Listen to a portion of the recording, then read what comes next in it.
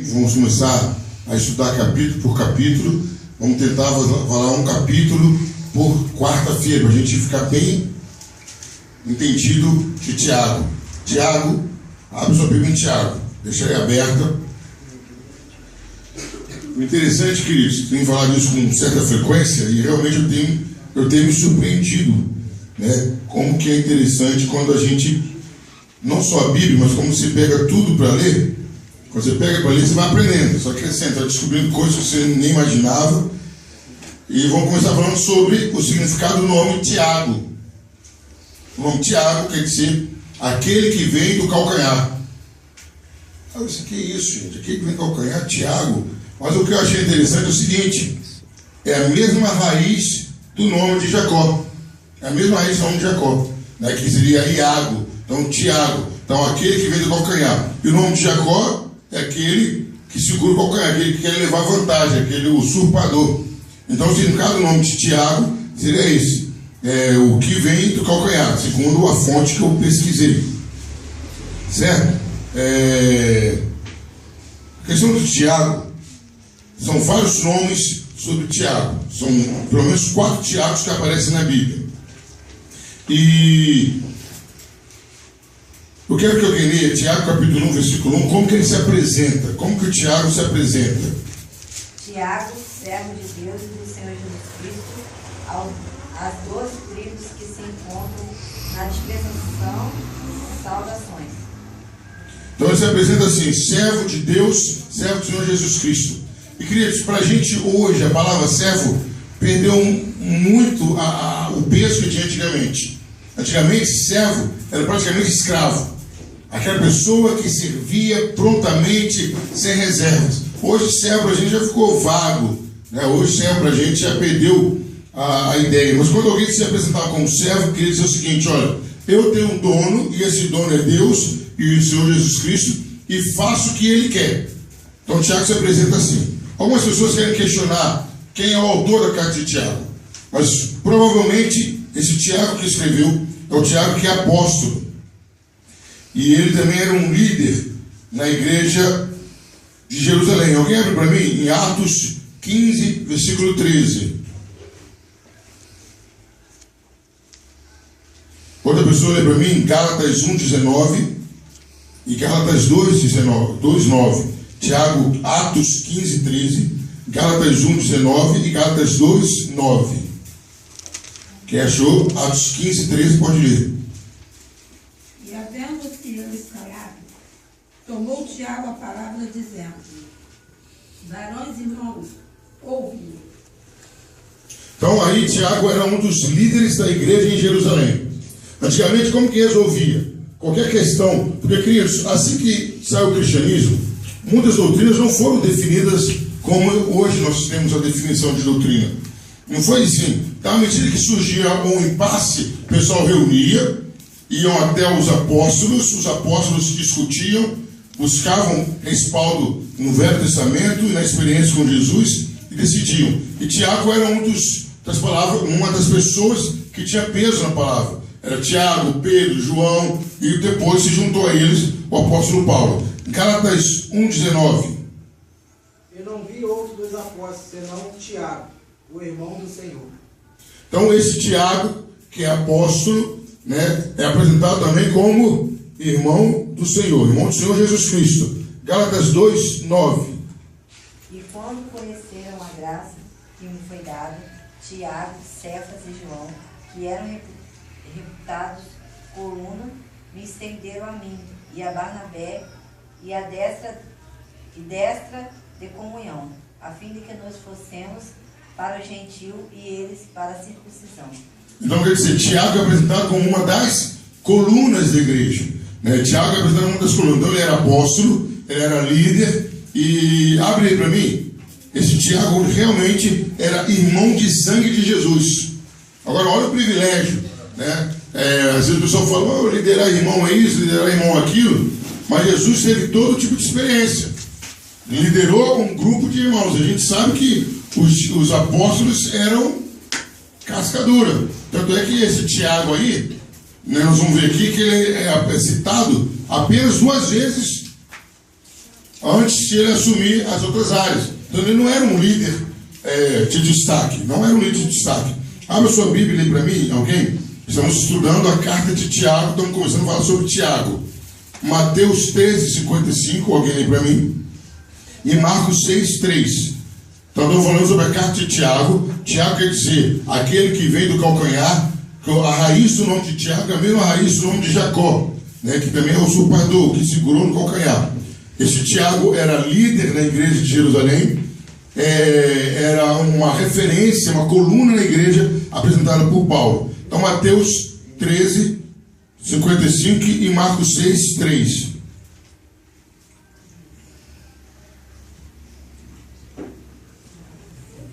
Pode ler.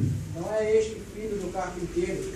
Não se chama sua mãe Maria e seus irmãos Tiago, José, Simão e Judas? Isso, agora Marcos. Pode ler alguém. Retirando-se os fariseus, conspiravam. É 3:6, não é? 6:3. Ah, 6:3. É o que o Davidson leu, 6:3. Não, Marcos. o Davidson leu 13:55. Não é este o carpinteiro, filho de Maria, irmão de Tiago, José, Judas e Simão? Então quer dizer, se viu Jesus, eu falo, mas Jesus não é irmão desse Tiago aí. Tiago é uma pessoa sem expressão na sociedade. Mano, esse aí não é filho de carpinteiro, irmão de Tiago. Então, para alguns que querem falar que Maria morreu virgem, sem a menor possibilidade. Tiago era irmão de sangue de Jesus. Era filho de Maria com José, certo? O Tiago, ele era aquele seguidor de Jesus à distância. Ele seguia Jesus à distância. Aí, né, o ser humano não muda, né? Ele era um dos primeiros discípulos de Jesus. Quando Jesus ressuscitou, que ele assumiu mesmo que estava do lado de Jesus.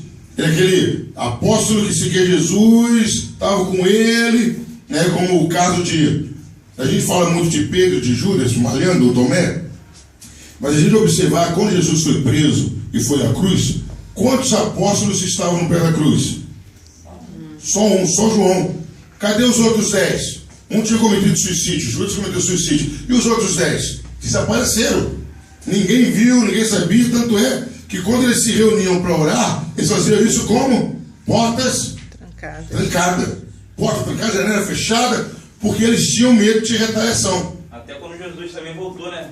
Fala de Tomé, mas não foi só Tomé que desacreditou. Não foi só Tomé não. Todo mundo ficou meio assim, porque Jesus aí, porque outros já tinham se levantado em nome de Deus e não tinha dado nada. Tanto é que Gamaliel fala isso, gente. Tantas pessoas já se levantaram, se for do homem, essa obra vai perecer, se for de Deus, vai vingar. Então, Tiago é aquela pessoa que seguia Jesus um tanto de longe. Mas, o que a gente pode falar de Tiago é que ele está sempre presente. Abra sua Bíblia em Atos 1:14.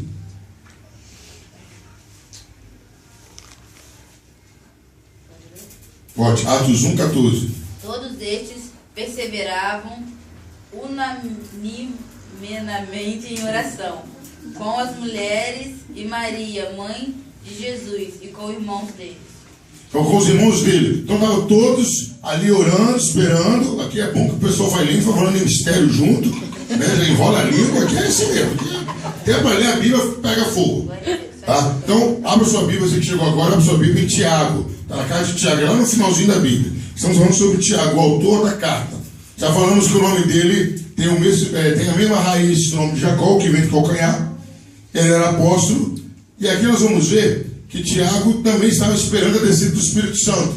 Então ele não era aquela pessoa de destaque, mas era uma pessoa que estava sempre presente.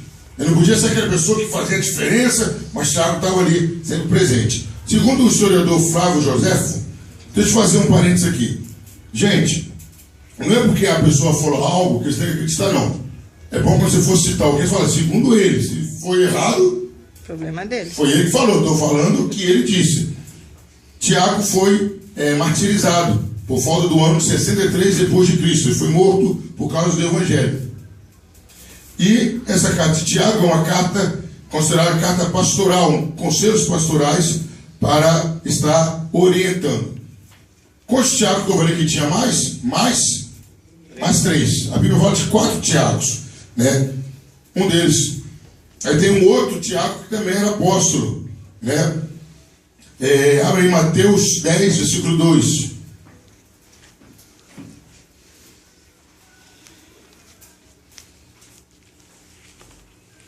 Tiago, filho de Zebedeu. Mateus 10, versículo 2. Pode. Ora, os nomes dos 12 apóstolos são estes: primeiro Simão, chamado Pedro, e André, seu irmão, Tiago, filho de Zebedeu, e João, seu irmão. Então tem esse Tiago, filho de Zebedeu. Aí, esse foi que Herodes mandou matar também. Outro também que a gente pode ver, Atos 12, versículo 2. O mesmo Tiago que foi morto por Herodes. Vou deixar uma coisa clara que Herodes, queridos, é como antigamente, hoje a gente ainda tem dinastia. O que é isso? É um período que um rei reina e a sua família. Então, o rei coloca o nome da dinastia. Vamos por lá. É Faraó. O nome do cara não era Faraó. O faraó da época de José era um. Aí tinha um faraó na época de Moisés que era outro, mas levava o título de faraó. Herodes é a mesma coisa. Era o Herodes que perseguiu Jesus quando nasceu. Era Herodes que acompanhou o julgamento de Jesus. Herodes que mandou matar outro. Então não é que era o mesmo Herodes, não, o cara ia ter quase 1000 anos, não é isso. É que o título acompanha. Então vamos lá. Atos 2, 12. Atos 12, 2. E matou a espada Tiago, irmão de João. E o outro Tiago, o Tiago, filho de Alfeu, Mateus 10, 3. É a continuação da lista, né? Mateus 10, 3. Filipe, Bartolomeu, Tomé e Mateus, o publicano, Tiago, filho de Alfeu e Tadeu. Então são 2 Tiago que são apóstolos. Para quem que Tiago escreveu essa carta? Que geralmente todos nós escrevemos alguma coisa para alguém, na maioria das vezes. Quando você prepara um sermão, quando você prepara uma saudação, a gente geralmente direciona para alguém. Para quem que ele escreveu? Alguém lembra para mim de novo aí? Tiago 1, versículo 1. Tiago, servo de Deus e do Senhor Jesus Cristo, a 12 tribos da dispersão, salve. Para quem que ele escreveu? Para as 12 tribos. Para as 12 tribos de Israel. Quando alguém falava 12 tribos, queria dizer o seguinte: eu estou escrevendo para todo o Israel. Pastor, o que quer dizer com isso? A gente tem estudado com algumas pessoas que em dado momento da história houve uma divisão. Rachou a Israel. Ficou o reino do norte e o reino do sul. Ficou Judá e ficou Israel. Então quando Tiago fala as 12 tribos, está falando o seguinte: eu estou escrevendo para todo o povo de Israel a dispensação. Mas o que quer dizer isso? A ordem de Deus era o seguinte: quem lembra de Có? Se for de Có é melhor ainda, para a gente ganhar tempo. O que diz em Atos 1:8?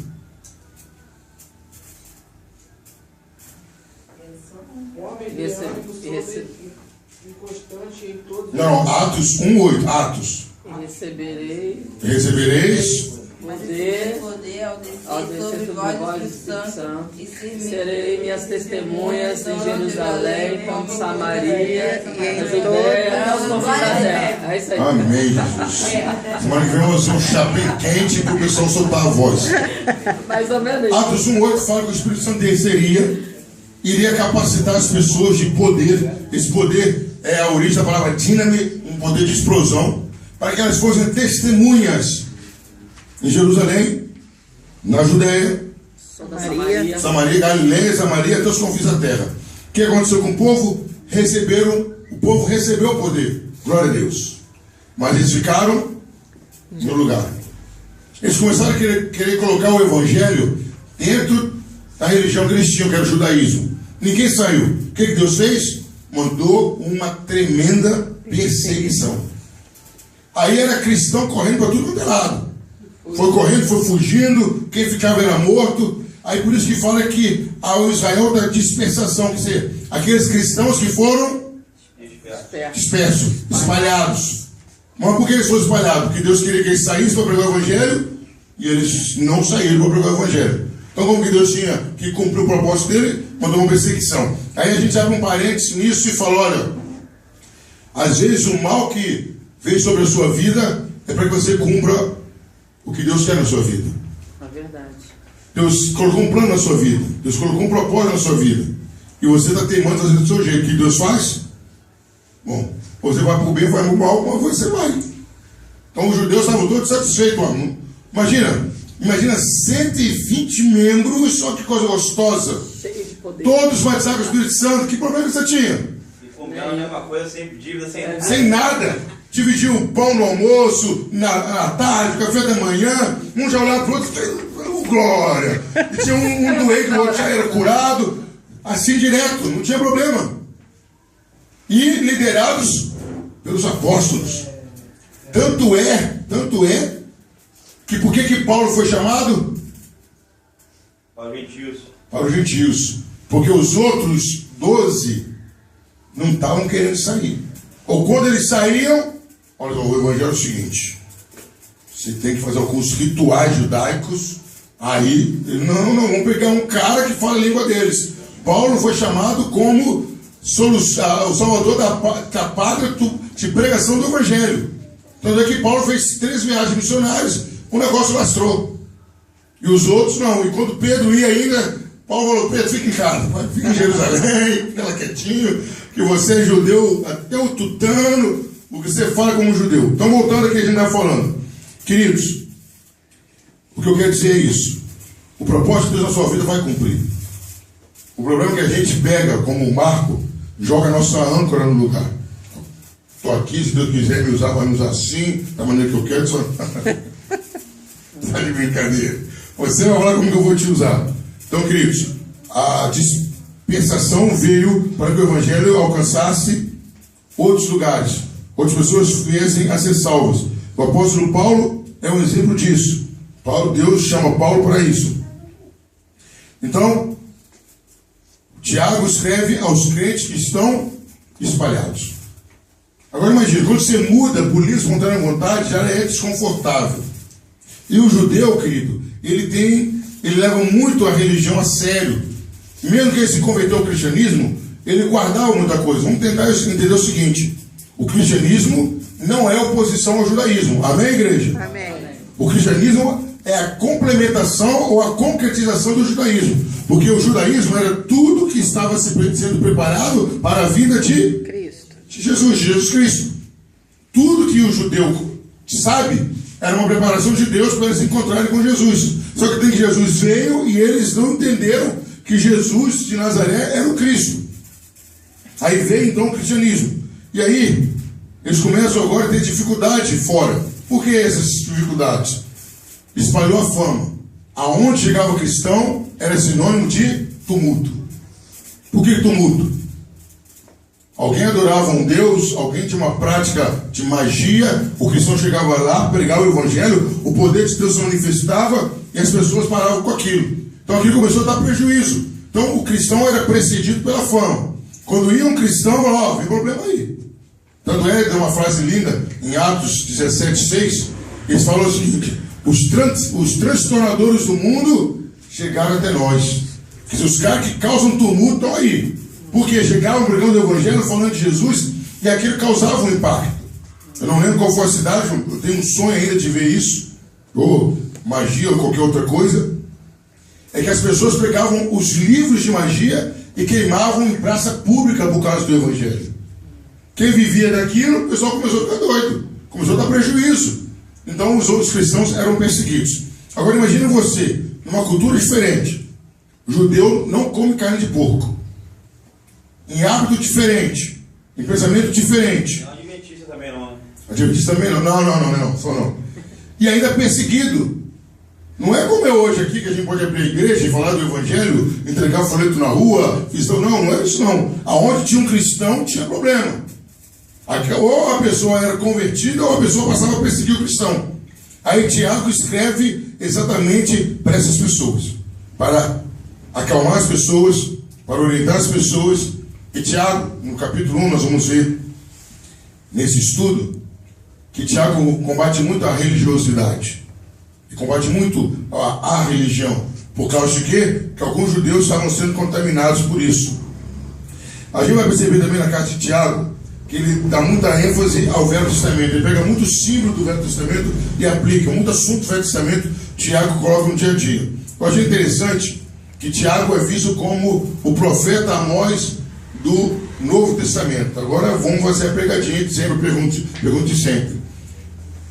Tirando as pastores, tirar o presbítero também, não fica fácil. Qual foi a marca registrada do profeta Amós? Quem lembra? Contra o que Amós combatia? Que jogava pesado, Amós jogava pesado.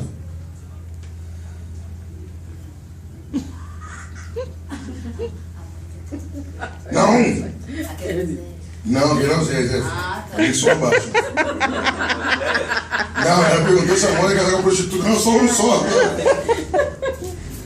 Amós, queridos, ele combatia veementemente a injustiça social. O interessante é que ele era de Judá, se não vai a memória, foi para Israel profetizar. Então alguém falou, você está profetizando na nossa terra, vai profetizar na sua terra. E Amós combate isso. E o profeta e o apóstolo Tiago é visto como um Amós no Novo Testamento, um homem que combate os problemas sociais. Que na verdade, querido, nós temos que trabalhar para isso andar junto. Ontem eu passei uma situação chata, triste, mas eu tive que fazer. Um cara bateu na minha casa. Pastor, o senhor tem leite e biscoito para o meu irmão? Não tem não. Quase que eu disse, se arrumar, você traz um pouco para mim também, tá? Porque leite e biscoito é um artigo de luxo. Mas, queridos, a igreja tinha que conseguir levantar recursos, trabalhar, para saber, vou levar o evangelho e vou levar a ajuda social. Tem que ser os dois juntos. Não adianta só, não é que eu vou deixar bem claro, eu levar o pão da vida, se a pessoa também está precisando do pão da terra, o pão de trigo. Então, o Tiago combate muito isso. Porque, queridos, a gente começou, naquela época, começamos o quê? Fizeram uma interpretação errada do apóstolo Paulo. O apóstolo Paulo falou, olha, vamos ajudar a todos, mas primeiro os de casa. Mas Paulo quer dizer o seguinte, eu não posso deixar o meu irmão da igreja passando necessidade e ajudar o de fora. É isso que ele está falando. Ele não está falando que eu só tenho que ajudar os de casa, não é isso? Ajudei todo mundo. Abriu, consegui 10 vagas de emprego. Que eu vou fazer primeiro? Os irmãos da igreja. Está todo mundo empregado? Tá. Agora eu vou estender o braço para todo mundo. Mas algumas pessoas naquela época começaram a entender o quê? Não, eu só vou ajudar essa igreja. E agora imagina você sendo perseguido, tem que ajudar aquela pessoa que está te perseguindo. É isso que Tiago prega. Meu irmão, você tem que ajudar todo mundo, você é cristão. Você tem que ser o exemplo de Cristo. E Tiago, ele fala muito sobre alguns ensinamentos do Sermão do Monte, mostrando que ele estava ali presente. Abra sua Bíblia, por gentileza. Preciso de 1, 2, 3 pessoas que abram a Bíblia. Daí, eu acho que lá tem um pouquinho de água assim, não tem copo, né? Tiago 5,12, alguém lê para mim. Depois Tiago 5,2. Depois Tiago 4, 11 e 12. Quem vai? Tiago 5,12. Eunice. O Marcos, Tiago 5,2. Tiago 4, 11 e 12. Amém. Agora eu quero que outra pessoa. Mateus 5, 34 e 37. Quem pode ler? Mateus 5, 34 e 37. Poliana. Mateus 6, 19. Nicolas. Mateus 7, 1. Fernando. Essas passagens de Tiago batem direitinho com essas passagens do Sermão do Monte. Pode ler. Tiago 5, 12. Mas, sobretudo, meus irmãos, não jureis nem pelo céu, nem pela terra, nem façais qualquer outro juramento. Seja, porém, o vosso sim, sim, e o vosso não, não, para não cairdes em condenação. Agora Tiago 5,2. As vossas riquezas estão apodrecidas e as vossas vestes estão roídas pela graça. Tiago 4, 11 e 12. Irmãos, não faleis mal uns dos outros. Quem fala mal de um irmão e julga seu irmão, fala mal da lei e julga a lei. Ora, se julgas a lei, não és observado da lei, mas juiz. Há um só legislador e juiz, aquele que pode salvar e destruir. Tu, porém, quem és que julgas o próximo? Então agora nós vamos ver textos onde que Tiago provavelmente se baseou. Mateus 5, 34 a 37. Eu, porém, vos digo que de maneira nenhuma jureis, nem pelo céu, porque é o trono de Deus, nem pela terra, porque é o escábulo de seus pés, nem por Jerusalém, porque é a cidade do grande rei. Nem jures pela tua cabeça, porque não podes tornar um só cabelo branco ou preto. Seja, porém, o vosso falar sim, sim, não, não, pois o que passa daí vem do maligno. Então quer dizer, Jesus falou isso no Sermão do Monte, Tiago repete isso, e isso é uma coisa do nosso dia a dia. Não, é isso, não é fulano, não, a sua palavra tem que bastar. Se a pessoa não confia na sua palavra, acabou a conversa. A sua palavra tem que ser suficiente. Agora Mateus 6, 19. Não acumuleis para vós outro tesouro sobre a terra, onde a traça e a ferrugem corrói, e onde ladrões escalvam e roubam. Aí Tiago já fala que isso já está acontecendo, ó. A traça e o ferrugem já está comendo o seu tesouro. Ele está falando com os cristãos, olha, não adianta você juntar aqui na terra, não, que o que você junta aqui na terra é consumido. O seu tesouro tem que estar no céu. Mateus, esse é clássico, Mateus 7, 1. Então, Tiago fala o quê? Não fala mal do seu irmão e não julgue o seu irmão. Porque você não é legislador e nem juiz. Quando você faz isso, está quebrando a lei, você está julgando a lei. Aí Tiago está falando o quê? Olha, você está falando mal do seu irmão, você está indo contra o próprio Deus. E aí Jesus já tinha falado, não julgueis para quem não quiserem julgados.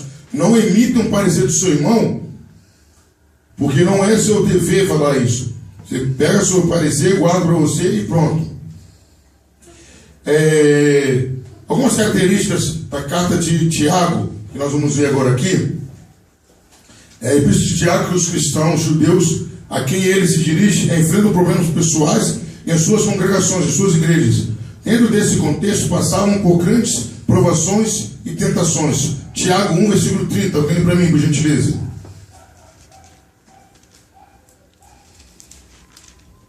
Então aqui nós estamos vendo que a carta é escrita para uma igreja que tinha problema de provações e problema de tentações. Porque já era uma igreja que vivia na correria, vivia na perseguição, vivia problemas. Tiago 1, versículo 30.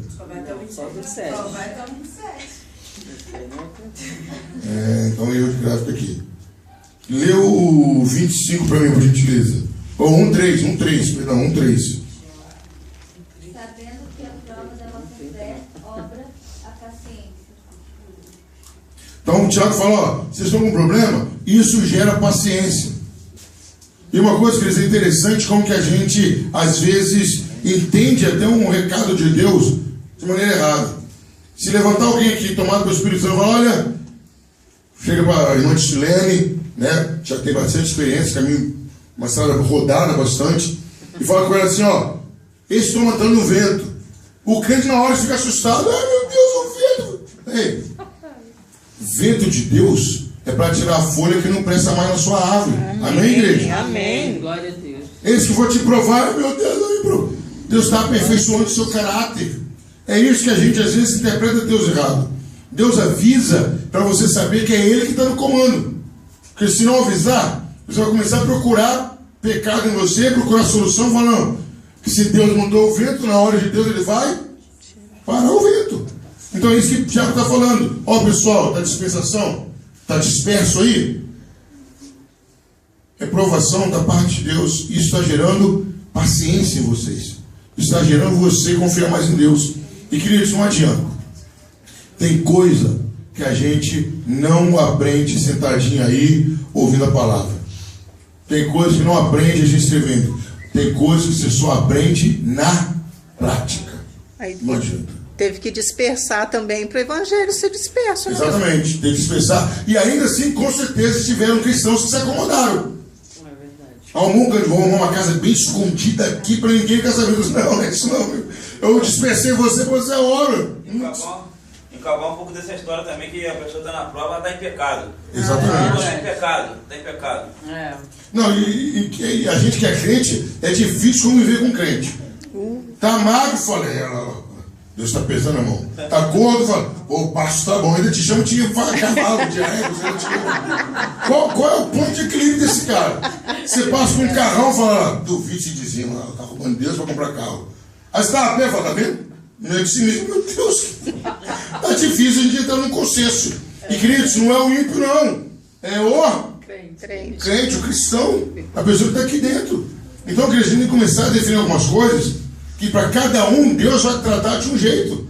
Deus sabe que se ele der R$1 milhão para o Davidson, ele vai continuar fervoroso. Mas se ele der 10 mil para a Amélia, ela vai comprar tudo de trufa. Aí agora eu não vou fazer isso com ela, não. Então não adianta você querer comparar o seu relacionamento com Deus com o das outras pessoas. Não tem como. Porque a prova que você suporta, dificilmente a pessoa vai suportar. Mas a bênção que outra pessoa ganha, se der na sua mão, você vai ter problema também. Vai virar maldição, exatamente. Então, mas o que Deus está fazendo com fulano, Deus fala, foi essa, depois essa vez eu li o livro de Jó, bem, bastante calmo, meditando, vocês vão ver isso que Deus fala com Jó. Jó, eu sei o que eu estou fazendo e você não sabe o que está pensando. Jó não pecou nada, não blasfemou. Mas chegou uma hora que Jó começou a querer questionar porque estava acontecendo aquilo com ele. Eu falei, pô, Jó, você quer questionar o que eu estou fazendo com você? Então tá, vou te fazer algumas perguntas. Se me responder, eu fico quieto. Aonde você estava quando eu criei o vento? Jó, me explica como que o osso é formado dentro da barriga da mãe. Aí chega no final, Jó, tá bom, desculpa, foi mal. O senhor sabe o que o senhor está fazendo. Então é isso que a gente tem que entender. As provas vêm para nos fortalecer, nos aproximar de Deus. Amém. Para nos colocar mais próximo. Eu lembro que uma das provas que eu passei, eu subi um monte de chuteira, quebrou até uns dois escravos da chuteira, mas estava dentro de vir chorar, porque era tanta chuva que eu criava água assim. Agora fala, tá garoando. Tá garoando, não vou não, tá garoando. Ah, peraí, negão, vou te mandar um vento aí. Só subir um monte até de costas. Então, a primeira coisa, Tiago mostra que era uma situação de prova. Alguns cristãos despendiam absoluta atenção aos ricos. E isso quase não acontece ultimamente nas igrejas. Chegava um cara rico, opa! Ele que vai fazer oração, ele que vai fazer isso. Fulano, que cor que é a igreja? Aí Tiago fala, não, tá errado. Tiago capítulo 1, de 9 a 11. Alguém lembra para mim, ou duas pessoas. E depois Tiago, vamos ler esse texto todo. Capítulo 2, de 1 a 13. Tiago 1, de 9 a 11. Mas glorice o irmão abatido na sua exaltação, e o rico em seu abatimento, porque ele passará com uma flor da erva. Porque sai o sol com ardor, e a erva seca, e a sua flor cai, e a formosa aparência do seu aspecto perece. Assim se murchará também o rico em seus caminhos. Até o 11? 11.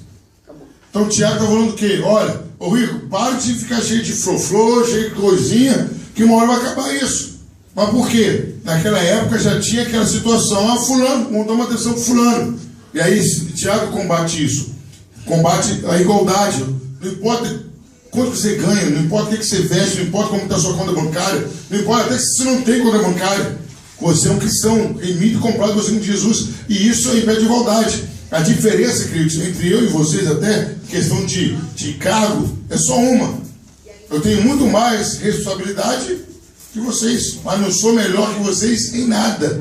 E Tiago quer mostrar isso, principalmente do lado financeiro. Então, o cara é rico. Se ele se prender à riqueza, ele vai passar dificuldade mais que o pobre. Vamos lá, agora, Tiago, capítulo 2, de 1 a 13, cada um lê no versículo rapidamente.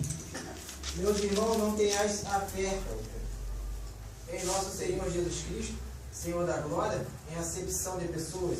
Porque se entrar na vossa reunião algum homem com anel de ouro no dedo e com traje esplêndido, e entrar também algum pobre com traje sordido, e atentardes para o que traz as vestes preciosas, e lhes disserdes, assenta-te tu aqui no lugar de honra, e disserdes ao pobre, tu fica aí em pé, ou assenta-te abaixo do meu estrado. Não fazeis porventura distinção entre vós mesmos e não vos tornais juízes, movidos de maus e pensamentos? Ouvi, meus amados irmãos, Não escolheu Deus os que são pobres para fazer ricos na fé, e dele o reino que prometeu aos que o amam. Mas vós desonrastes o pobre. Porventura não são os ricos os que vos oprimem e os que vos arrastam às tribunais? Não blasfemam eles o bom nome pelo qual sois chamados? Todavia, se cumprires conforme a Escritura, a lei real, amarás ao teu próximo como a ti mesmo, bem fazeis. De tal maneira e de tal maneira proceder, como aquele que não há de ser julgado pela lei da liberdade.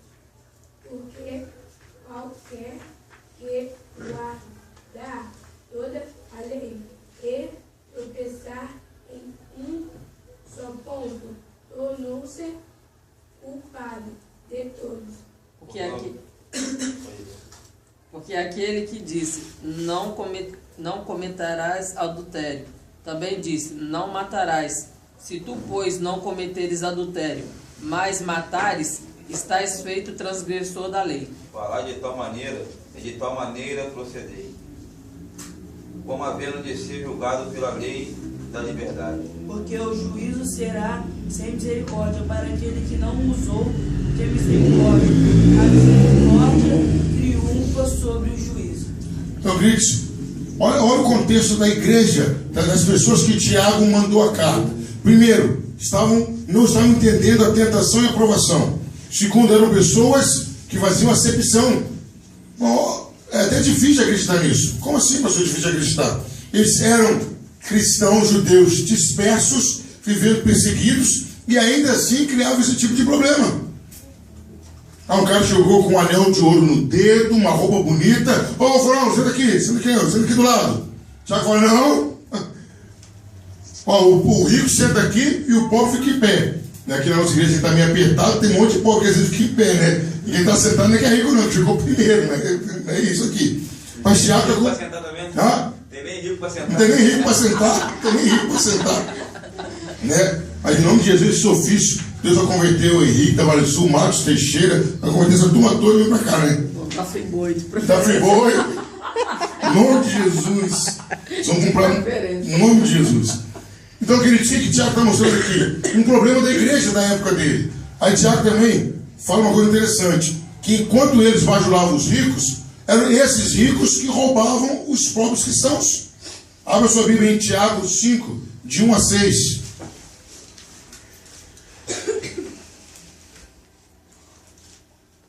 E agora vós, os ricos, chorai e prateai por causa das desgraças que vós sobreviverão.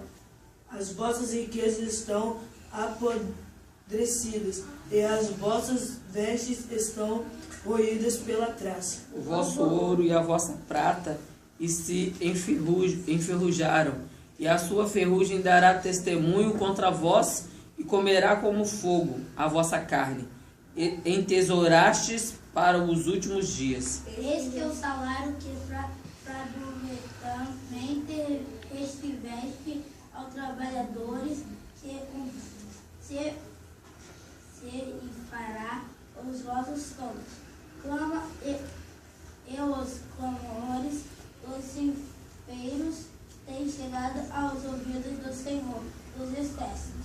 Deliciosamente vivestes sobre a terra, e vos deletastes, cevastes os vossos corações no dia da matança. Condenaste e mataste o justo, ele não vos existe.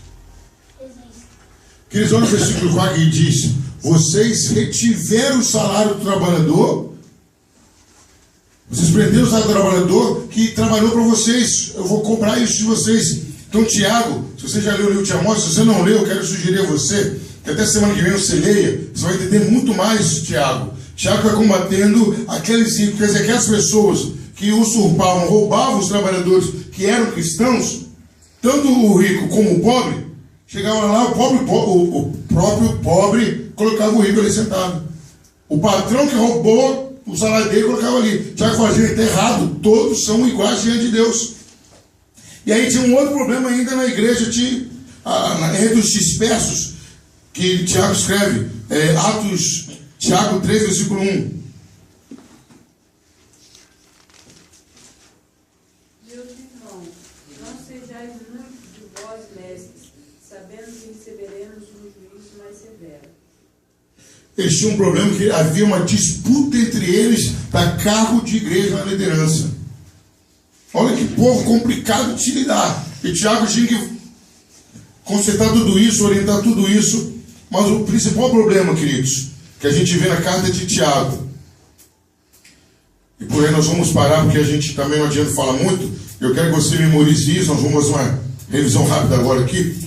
O maior problema que Tiago tinha com aqueles dispersos, que eles não viviam de acordo com a fé que eles professavam. Eles falavam que eram cristãos, mas não viviam como cristãos. Eles faziam uma coisa, professavam uma coisa, falavam uma coisa, acreditavam uma coisa, pregavam uma coisa e vivia outra coisa totalmente diferente. Esse era o ponto que causava problema para eles. E aí que a gente acha se assustar pelo contexto que eles viviam. Eles deveriam ter levado uma vida de santidade altíssima, uma espiritualidade grande. Isso prova, queridos, que a dificuldade não nos aproxima de Deus se a gente não tiver a postura de se aproximar de Deus. Eu posso ser uma pessoa extremamente rica e temente a Deus, fervoroso, jejum, oração e tudo, como eu posso ser uma pessoa que vive no aperto e ser frio. Aquelas pessoas que Tiago escreve passavam uma situação delicadíssima. É o último texto que nós vamos ler, Tiago 1, 22 a 25. Cada um lê do 1 rapidamente. Tiago 1, 22 a 25. Sede cumpridores da palavra e não somente ouviste, enganado vós mesmos. Aí ele começa falando, sede praticantes da palavra, não só ouvinte. E Jesus fala isso no Sermão do Monte, lembra de Jesus falar isso? Aquele que ouve e não pratica é semelhante ao homem que constrói a sua casa na areia.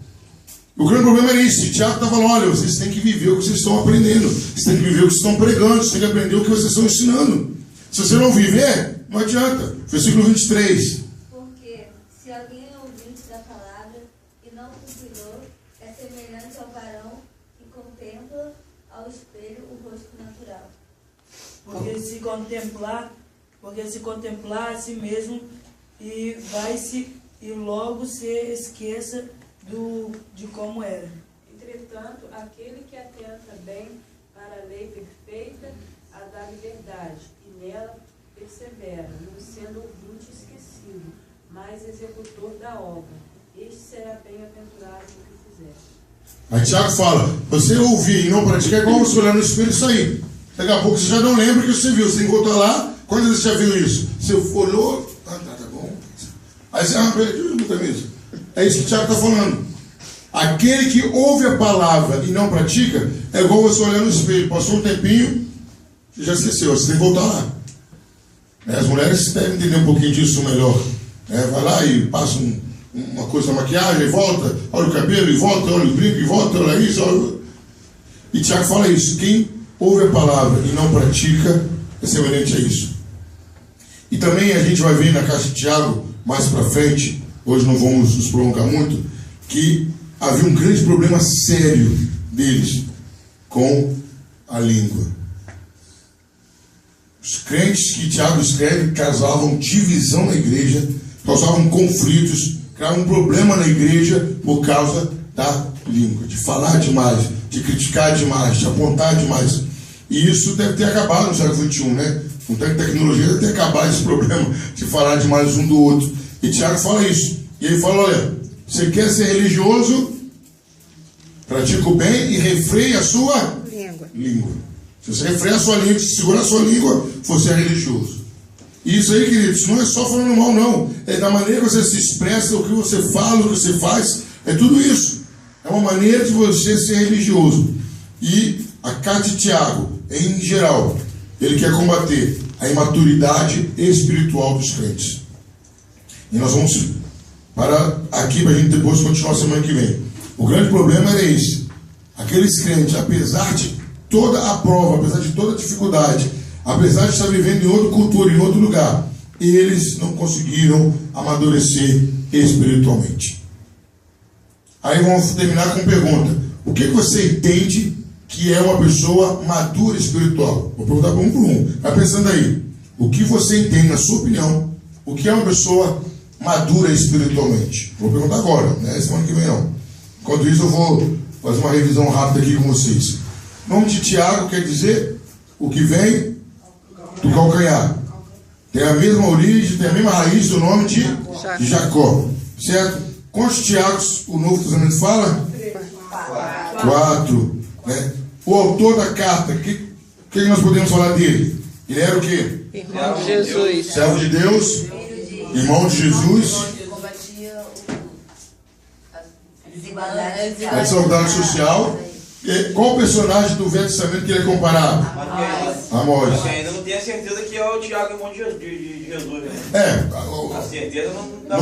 Não tem porque Tiago, que antigamente não tinha muito essa prática de sobrenome.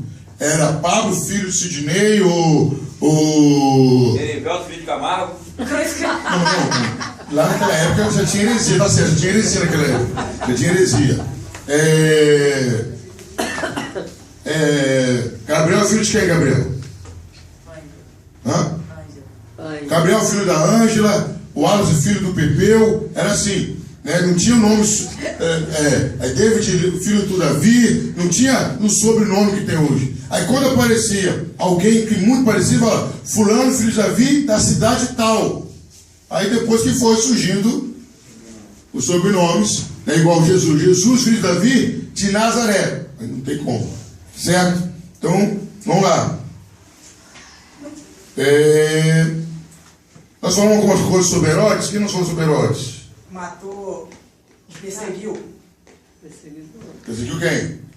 Povo de Deus. Povo de Deus. Jesus, aí veio a dinastia de Herodes, né? Era uma família toda cruel, né? A família de Herodes era complicada.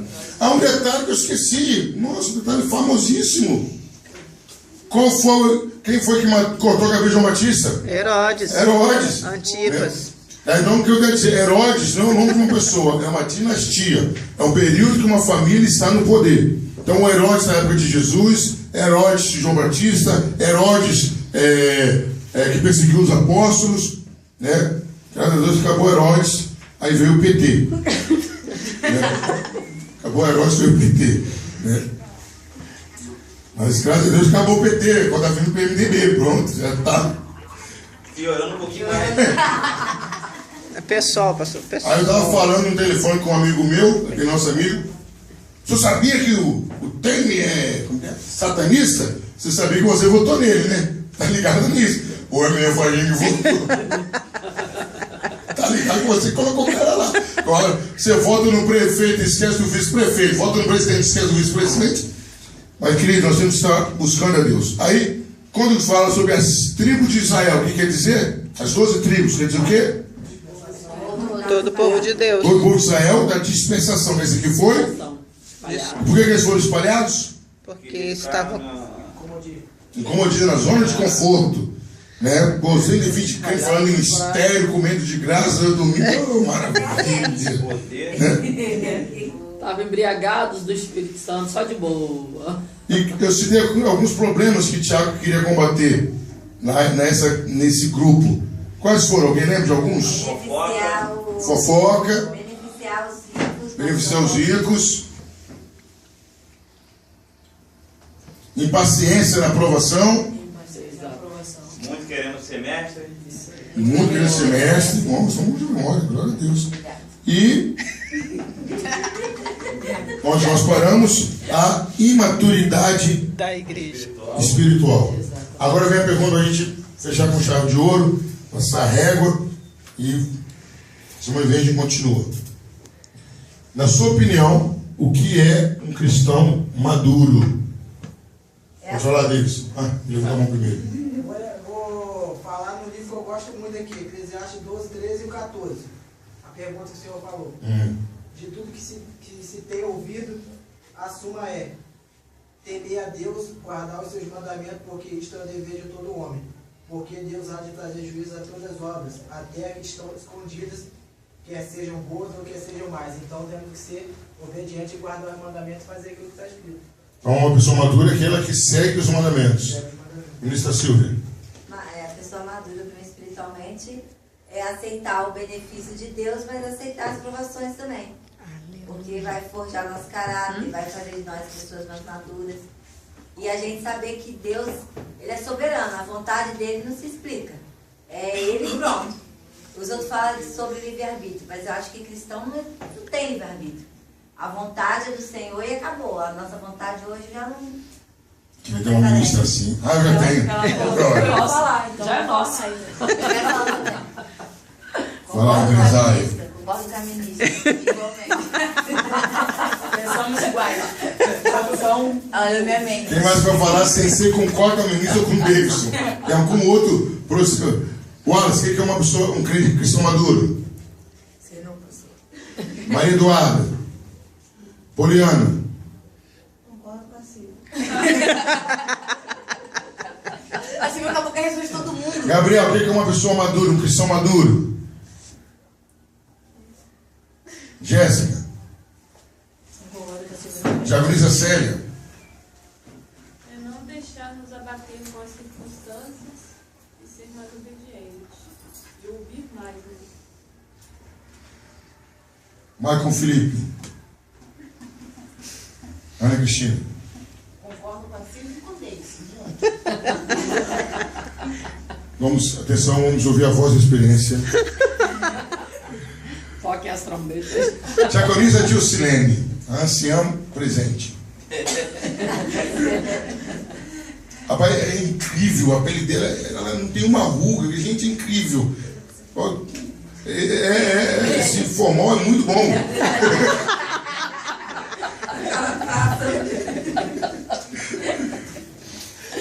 Bom, no meu ponto de pensar, concordo com a Silvia em algumas coisas, já falei diferente. Tá. Mudou alguma coisa. E também, colocando mais um acréscimo aí, é que desde o momento que houve o crescimento, a pessoa está mais fortalecida, não tem a meninice, né? De qualquer coisinha ficar emburrada, não vinha o culto, e ficou chateado, aí não vai tomar Santa Ceia. Quer dizer, verdadeiramente tem que haver o crescimento, tem que haver o amadurecimento, para que a pessoa saiba verdadeiramente que Deus está no controle, que deve haver a separação. Amém. Presbítero Pablo. Eu perguntei não tinha perguntado não. No meu pensamento, a pessoa ser um crente maduro é um crente guiado pela palavra. É um crente centrado na palavra de Deus. E quando uma pessoa está centrada na palavra do Senhor, o amadurecimento vem normal. Ela é bem normal porque o que a gente vê de causada, falando num português mais claro, dentro das igrejas, muita história. 90% que a galera vive dentro da igreja passa longe do cristianismo. Então, para mim, uma pessoa madura é uma pensada que a pessoa guiada pela palavra de Deus. Muito bom. Nicolas. Concordar com o nome dele. Fábio. Com Deus e com a Silvia ali. Perguntava a Fernanda, só de baixo. Fernanda.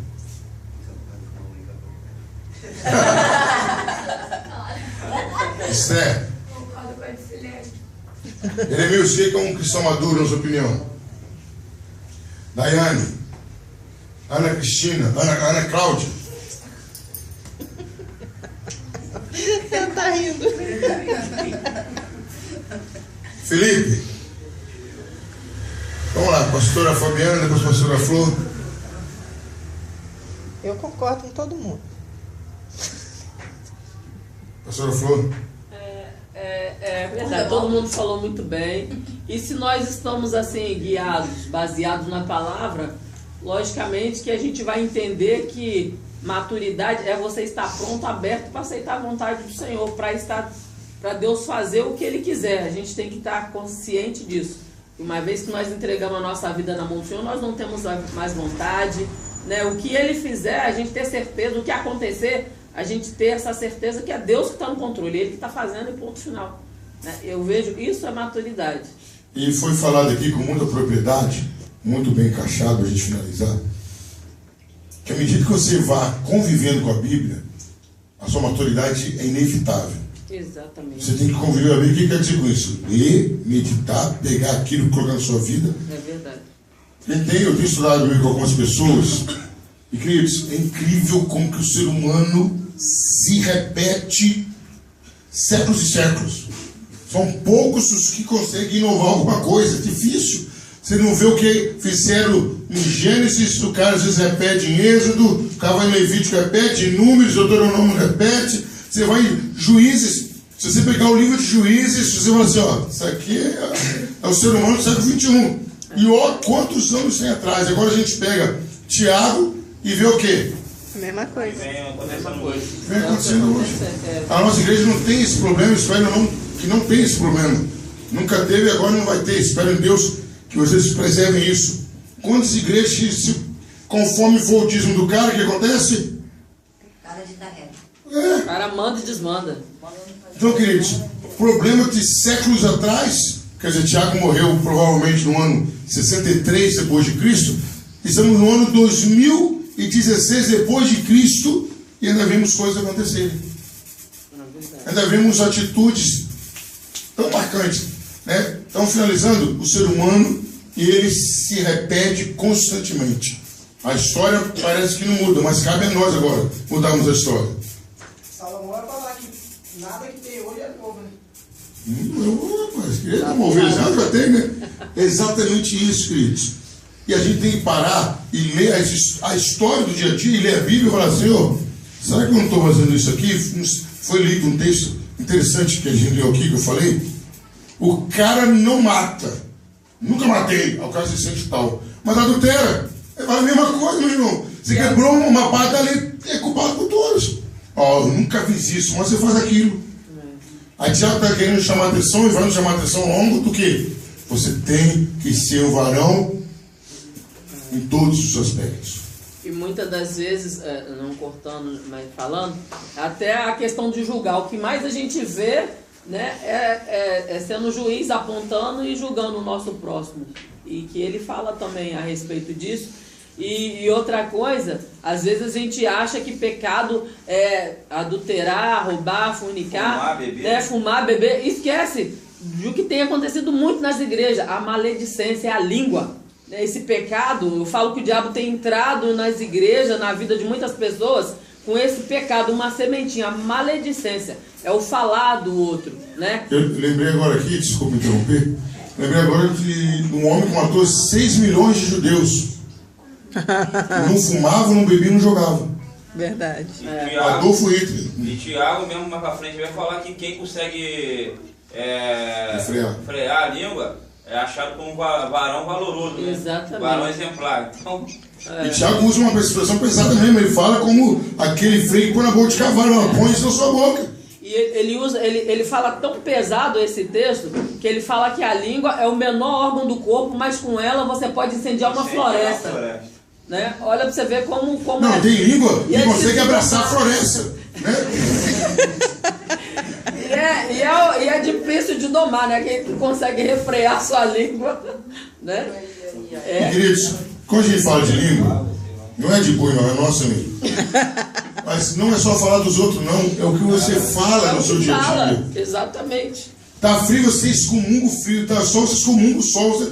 Meu irmão, a boca fala que o coração tá cheio.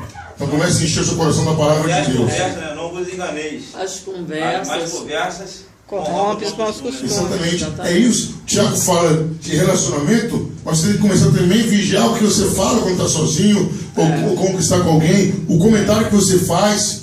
Às vezes a gente fala de alguém, ao invés de falar, a gente sabe que a pessoa não tem boa conduta e tem um comportamento ruim. Ao invés da gente falar palavras boas para aquela pessoa mudar, a gente acaba amaldiçoando mais ainda aquela pessoa. Vamos abrir um parênteses, eu já falei isso sobre o Sermão do Monte, só para a gente reforçar. Quando ele fala não julgueis para que não sejam julgados, a ideia é o seguinte: você fez um negócio ruim com o Fábio. Vamos supor, eu negociei com o Fábio, eu dei um prejuízo para o Fábio. O Fábio, como cristão, ele vai ter uma opinião sobre mim, mas vai guardar para ele. Ele não vai falar, ó, o pastor Camargo não vai nada. Não, se alguém perguntar de mim para ele, não, vai lá e é você e Deus, cara. Não sei. Esse é o problema. Você tem que julgar a pessoa uma coisa sua. Você tem que julgar, mas vai saber o seguinte: eu posso ou não posso